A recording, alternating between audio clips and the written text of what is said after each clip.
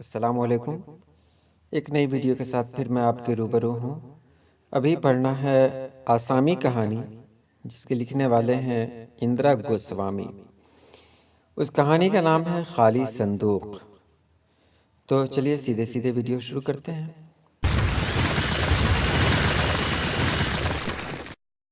फिर मैं आपको एक बार बता दूं कि आप अपने पास किताब रख लें। मैं इस कहानी का खुलासा कुछ इस तरह करूँगा कि आपके सारे सवालात हल हो जाएंगे। कि शमशान घाट के पास एक छोटी सी झोपड़ी है। उस झोपड़ी में तरादोई नाम की एक औरत रहती है। तरादोई नाम की वो औरत सुबह सवेरे जागती है। उसके पास दो बच्चे हैं। बाहर निकलती है तो देखती है कि उसके दरवाजे पर एक दरख्त, हेजल का एक दरख्त है। उसके नीचे हैबर नाम का एक आदमी खड़ा हुआ उसे गौर से देख रहा है। ये रोज़ का मामूल होता है। जब रात होती है तो तरादोई एक संदूक में जाकर लेट जाती है। यह वो संदूक है जिसमें छोटे कुंवर की लाश लाई गई थी। तरादोई ने उस संदूक को साफ किया था। उसमें खून लगे हुए थे। उसको साफ करके तरादोई ने उस संदूक को खींचकर अपनी झोपड़ी में लाया था। और अब जब रात होती है तो तरादोई अपने दोनों बच्चों को सुलाकर खुद उस संदूक के अंदर जाकर सो जाती है। उसे ऐसा लगता है जैसे वो छोटे कुंवर के साथ ही हो। छोटे कुंवर कौन है, इसके बारे में अब जान लें। गांव में बड़े ठाकुर हैं।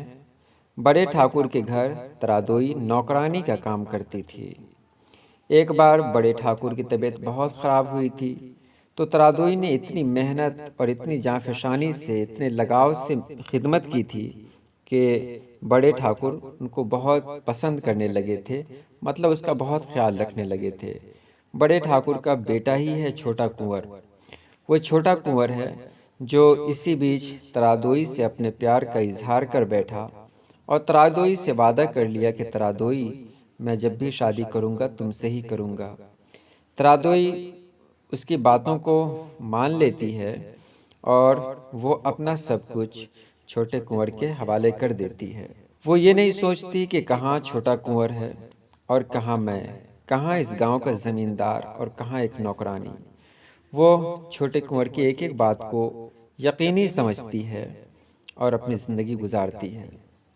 इसी बीच छोटे कुंवर का तबादला हो जाता है। तभी तरादोई को खबर मिलती है कि एक्सीडेंट में छोटे कुंवर की मौत हो गई। तरादोई की जैसे दुनिया ही लुट जाती है। छोटे कुंवर की लाश को उसी संदूक में लाया जाता है जिस संदूक में आजकल तरादोई सोती है। कि घर के सामने हैबर नाम का एक आदमी खड़ा रहता है। वो तरादोई से कहता है कि तरादोई, तुम मेरी बातों को मानोगी तो मैं तुम्हारा और तुम्हारे बच्चों का ख्याल रखूंगा। तरादोई का शौहर ट्रक ड्राइवर था। नशे की हालत में उसने एक्सीडेंट कर दिया, जिसकी वजह से वो आजकल जेल में था। और उसकी इसी मजबूरी का फ़ायदा उठाकर हैबर उससे कहता है कि तुम मेरी बात मानो। और तरादोई उसकी बात मानती है, जिसकी वजह से तरादोई और उसके बच्चों का खर्च भी चलता है। एक रात अचानक उसकी झोपड़ी का दरवाज़ा खुलता है। वो देखती है कि उसका भाई सुमेश्वर सामने खड़ा है। सुमेश्वर के चेहरे पर गुस्सा होता है। वो आता है और आने के बाद तरादोई से कहता है कि तरादोई, जिस छोटे कुंवर को तुम आज तक चाह रही थी, पता है वो छोटा कुंवर कैसा आदमी था? वह शादी करने के लिए निकला था। वो किसी काम से, किसी प्रोग्राम में शरीक होने के लिए नहीं निकला था। कहीं उसका तबादला नहीं हुआ था। उस रात, जिस रात उसका एक्सीडेंट हुआ था, वो अपनी शादी में जा रहा था। और सुमेश्वर सबूत के तौर पर उसे वो कार्ड दिखाता है जिस पर लिखा रहता है छोटे कुंवर और उसकी होने वाली बीवी का नाम। तरादोई अचानक चौंक सी उठती है। ऐसा लगता है जैसे वो नींद से जागी हो। वो गुस्से में संदूक को खींचते हुए बाहर लाती है और लाने के बाद फिर उसे शमशान घाट में फेंक देती है।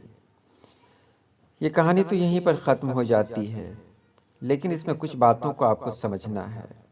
समझना यह है कि त्रादोई के भाई का नाम है सुमेश्वर। त्रादोई की झोपड़ी के सामने जो आदमी खड़ा रहता है उसका नाम है हैबर, और वो हेजल के दरख्त के नीचे खड़ा रहता है। त्रादोई छोटे कुंवर को चाहती है। छोटे कुंवर बड़े ठाकुर के बेटा थे। त्रादोई जब इंतज़ार करती रहती है छोटे कुंवर का, और उसे पता चलता है कि छोटे कुंवर का हादसा हो चुका है, तो हादसे के बाद उसकी शादी भी हो जाती है और वो अपनी ज़िंदगी नॉर्मल तरीके से गुजारने लगती है। लेकिन फिर भी छोटे कुंवर को कभी नहीं भुला पाती है। उसके 2 बच्चे भी होते हैं, लेकिन फिर भी वो छोटे कुंवर को नहीं भुलाती है। और जब उसको इस हकीकत का पता चलता है, तब लगता है कि ये दुनिया बहुत ही धोखा देने वाली दुनिया है। यहाँ किसी पर एतबार नहीं किया जा सकता। तो ये रहा आज के अफसाने का खुलासा। उम्मीद है आपने समझ लिया होगा। आज के लिए इतना ही। अल्लाह पाक आप सभी लोगों को खुश रखे, आबाद रखे। अल्लाह हाफिज़।